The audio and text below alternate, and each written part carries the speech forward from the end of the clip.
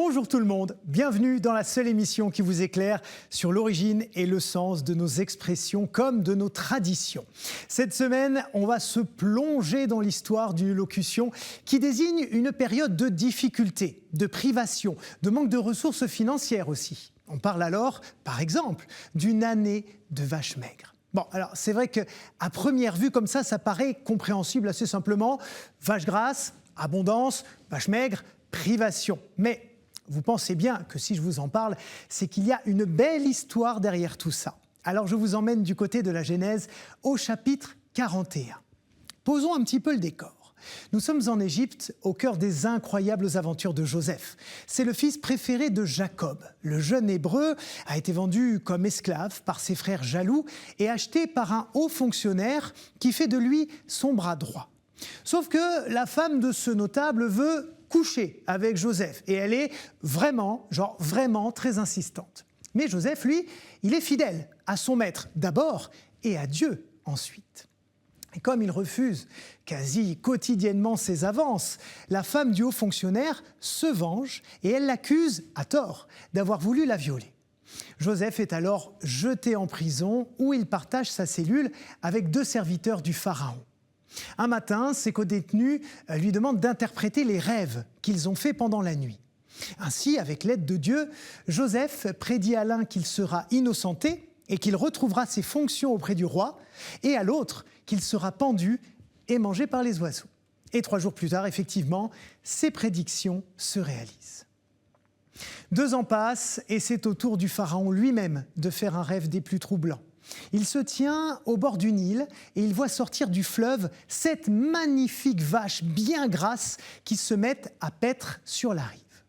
Juste après elles, 7 autres vaches sortent du fleuve aussi, mais celles-là sont laides et complètement décharnées. C'est alors que les vaches maigres se mettent à dévorer les vaches grasses. Un peu plus tard dans la nuit, le Pharaon fait un second rêve. Il voit 7 épis de blé qui poussent sur une seule tige, des épis pleins et beaux. Et à côté, 7 épis, tout maigres, tout desséchés par le vent. Et comme pour les vaches, les 7 épis maigres engloutissent les beaux épis. Très tourmenté, évidemment, par sa nuit agitée, il convoque tous les savants et tous les magiciens du royaume. Mais aucun d'entre eux ne sait interpréter ces songes. C'est alors que l'ancien compagnon de prison de Joseph, qui a effectivement été réintégré à la cour, rappelez-vous, conseille au roi de solliciter ce jeune Hébreu qui avait si bien décrypté son rêve. Joseph est alors amené au souverain et voici l'interprétation qu'il donne, toujours portée par ce don de Dieu. Les 7 vaches grasses représentent 7 années d'abondance et les 7 vaches maigres symbolisent 7 années de famine.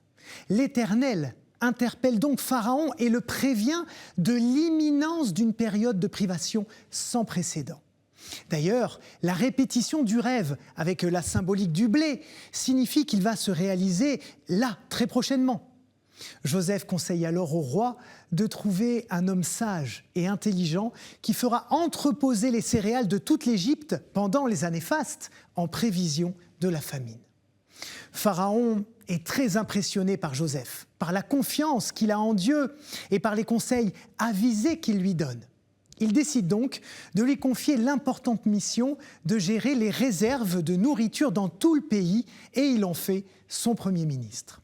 Ici, le message de la Bible est clair. Autant le rêve des vaches grasses puis maigres que la vie de Joseph nous invite à regarder les périodes fastes ou plus difficiles de notre vie avec du recul et surtout à garder son lien et sa confiance en Dieu pendant les moments compliqués.